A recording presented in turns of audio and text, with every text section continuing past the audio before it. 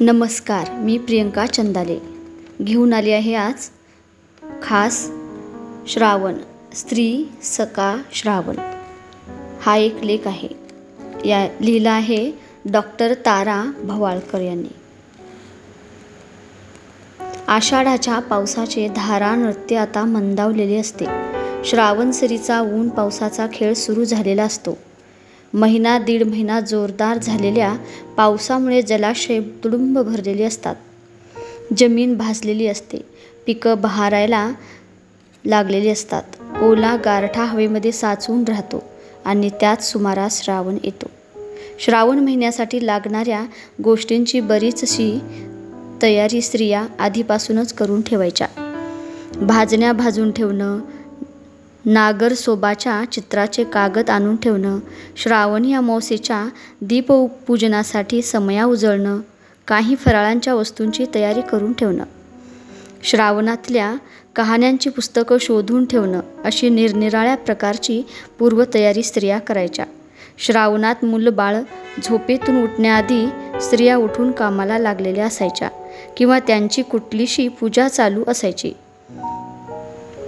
श्रावणामधला आठवड्यातला प्रत्येक दिवस महत्त्वाचा. श्रावणात उपवास भरपूर, म्हणजे सोमवारचा उपवास सगळ्यांना असायचाच. शुक्रवारचा उपवासही स्त्रिया करायच्या. शनिवारचा उपवास अगदी मुलाबाळांसोबत सगळेच करायचे आणि त्यासाठी फराळाचे पदार्थ खूप करायला लागायचे. त्यातले काही उपवास मजेशीर असायचे. त्याला धान्य फराळ असं म्हणायचे. धान्य फराळ म्हणजे भाजणीचे पदार्थ. धान्य भाजून किंवा त्याचं पीठ भाजून भाकरी केलेली असायची. पण पीठ भाजलेलं असलं पाहिजे. थालीपीठ पुष्कळ प्रकारची असायची आणि त्यामुळे धान्य फराळाला असे बरेच पदार्थ असायचे.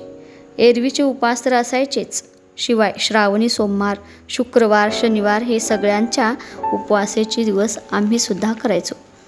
स्त्रियांच्या कहाण्या सुरू असायच्या. दररोज एका देवीची खास पूजा असायची. पहिल्यांदा गणपतीची कहाणी सांगितली जायची. एक स्त्री कहाणी वाचायची, बाकीच्या ऐकायच्या. बहुतेक सगळ्यांना कहाण्या पाठच असायच्या.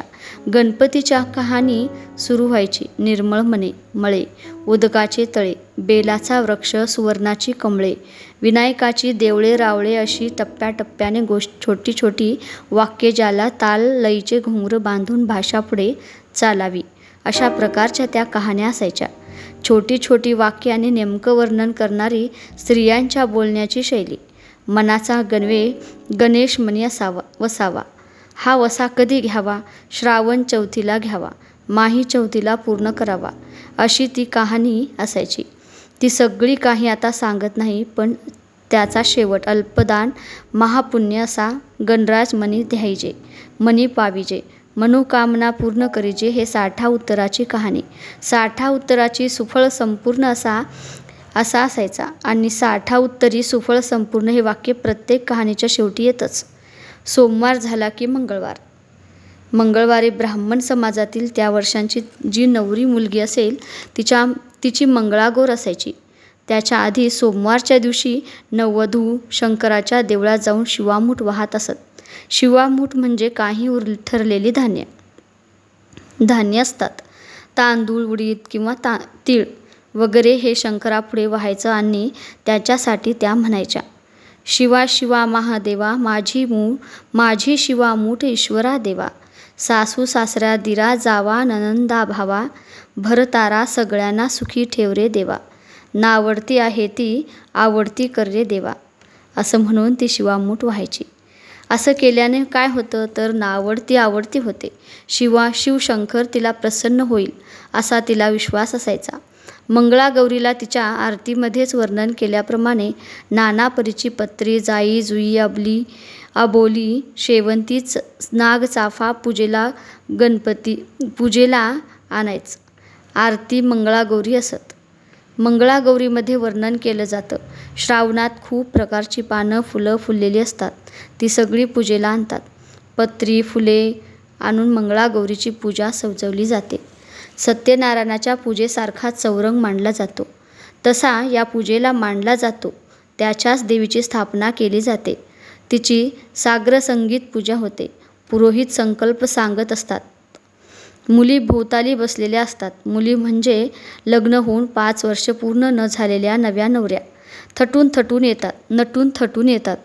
त्या सगळी पूजा करतात. शेवटी आरती करतात, नैवेद्य दाखवतात आणि दुपारी सगळ्यांचं जेवण होतं. कोणी उपवासाचं धान्य फराळ घेते. मंगळागौरीचं आणखी एक महत्त्वाचं वैशिष्ट्य म्हणजे रात्रीचं जागरण. अनेक स्त्रियांच्या सणामध्ये जागरण आणि खेळ हा महत्त्वाचा मुद्दा आहे. म्हणून आजही त्याला मंगळागौरीचे खेळ असं म्हणतात. ते मंगळागौरीचे असतात, नागपंचमीचे असतात, दुसऱ्या कुठल्याही उत्सवाचे असतात. संध्याकाळ झाली की स्त्रिया अंगणामध्ये जमतात आणि फुगड्या, झिम्मा, फेरांची गाणी म्हणणं सुरू होतं आणि त्या फुगड्यामध्ये निरनिराळ्या प्रकारचे उखाणे घेतले जातात. त्यात नागपंचमीचे हे खेळ असतात. ग्रामीण भागामध्ये नागपंचमीचं महत्त्व अशासाठी असायचं की नव्या नवरीला माहेरी न्यायला कोणी सारखं सारखं यायचं नाही. म्हणून माहेरून बहुधा भाऊ तिला नेण्यासाठी येत असे. त्याला मुराळी म्हणायचे. तिचा मुराळी तो तिचा भाऊ असेल, काका असेल किंवा आणखी कोणी असेल. त्याचं वर्णन स्त्रिया निरनिराळ्या गाण्यामधून किंवा ओव्यामधून करताना म्हणतात. मी ग भैयाला सांगईते, 12 सणाला येऊ नको, पंचमीला रे ठेवू नको. थोडक्यात मला 12 सणांना नाही नेलं तरी चालेल, पण पंचमीला मात्र मला नेल्याशिवाय राहू नकोस. त्यानंतर गोकुळाष्टमी येते. त्यावेळी नारळी पौर्णिमा, रक्षाबंधन, नागपंचमी असे सगळे सण एका पाठोपाठ येत असतात. त्यामध्ये नागचौथ हा प्रकार म्हणजे नागपंचमीचा आदला दिवस. बहिणीने त्या दिवशी डोक्यावर पाणी घेऊन आंघोळ करायची नाही. दर शुक्रवारी जिवंतीची पूजा असते. तिला जिवंतिका असे म्हणतात. बाळांना आणि बाळंतिणींना सुखरूप ठेवणारी ही देवता. ती जिवंता आणि तिचे नागरसोबाचे रंगबेरंगी कागद असतात. त्याच्या भोवती बसून लेकरूवाळ्या स्त्रिया तिची पूजा करतात. अशा प्रकारची व्रतवैकल्ये श्रावण महिन्यात चालू असतात. 64 योगिनींचा कागद लावून त्यांचीही पूजा होत असे.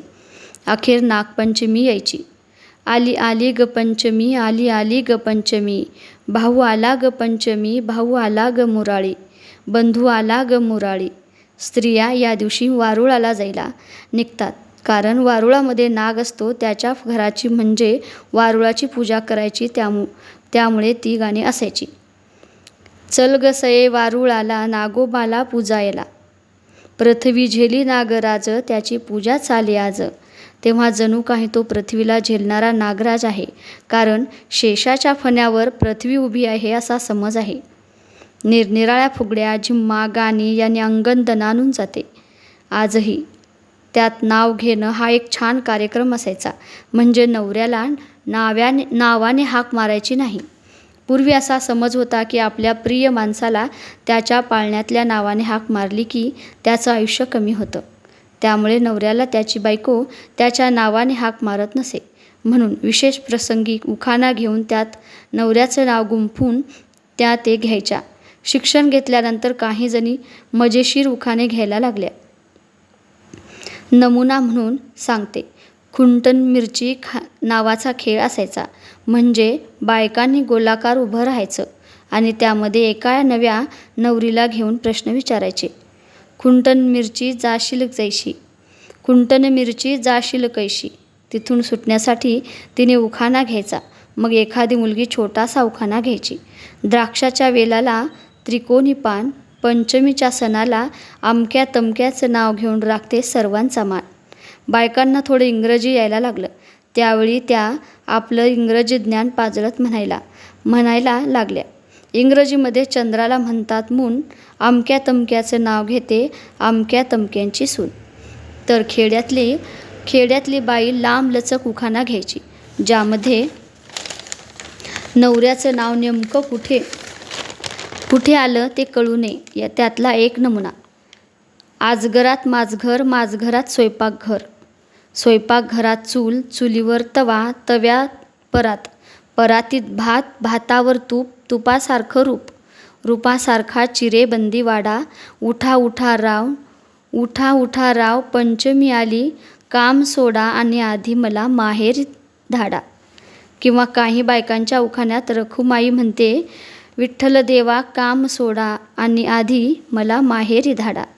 असं करून त्या नवऱ्याचं नाव घ्यायच्या. आणखी एक महत्त्वाची गोष्ट म्हणजे पंचमीला झाडांना झोपाळे बांधायचे आणि त्यावर मनसोक्त झोके घ्यायचे. हे बायकांच्या मन मोकळं करण्याचं, शरीर मोकळं करण्याचं, बाहेरचा आनंद लुटायचं एक साधन असतं. पण या नागपंचमीच्या कहाणीमध्ये सगळ्यात महत्त्वाची गोष्ट म्हणजे पंचमीतील जे नाग आहेत ते आपले बंधू आहेत अशा प्रकारची भावना. त्यांची एक कहाणी आहे.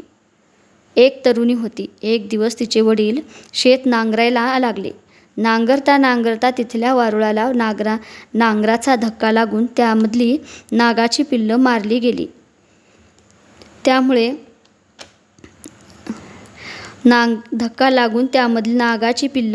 गेली. त्यामुळे पिल्लांची आई नागिन संतापली आणि म्हणाली, ज्यांनी कोणी माझी मुलं मारलेली आहेत त्यांचा मी निर्वेश करीन. असं म्हणून तो नाग आणि नागिन त्या लोकांना शोधायला लागले. त्यावेळी त्या शेतकऱ्याची मुलगी नागोबाची पूजा करत होती. पाटावर रांगोळीचे नाग काढले होते. काही ठिकाणी भिंतीवर गंधाने नाग काढले होते. पूजा करताना ती सांगत होती, माझे लाडोबा पुंडोबा भाऊ जिथे कुठे असतील तिथे सुखात ठेव. त्याच वेळी नाग नागिन तिथे पोहोचले. त्यांनी ती प्रार्थना ऐकली. नाग नागिनींच्या लक्षात आलं की हिला आपल्या वंशाबद्दल आदर आहे. तिच्या वडिलांच्या हातून चुकून आपली पिल्लं मारली गेली. आपण त्यांचा निर्वेश करायला नको. नाग नागिन प्रसन्न झाले. अशा तऱ्हेने त्या मुलीने आपल्या वडिलांचा वंशही वाचवला आणि नागाला कायमचा बंधू करून ठेवला. नागपंचमीनिमित्त नागबंधू म्हणून स्त्रीच्या जीवनामध्ये आला. त्याची अनेक गाणी आणि कथा भारतीय परंपरेमध्ये आहेत. धन्यवाद. कसा वाटला हा लेख नक्की सांगा. पुन्हा भेटू दुसऱ्या एका नवीन कहाणी किंवा लेख, नव्या जुन्या अशा गोष्टीसोबत. धन्यवाद.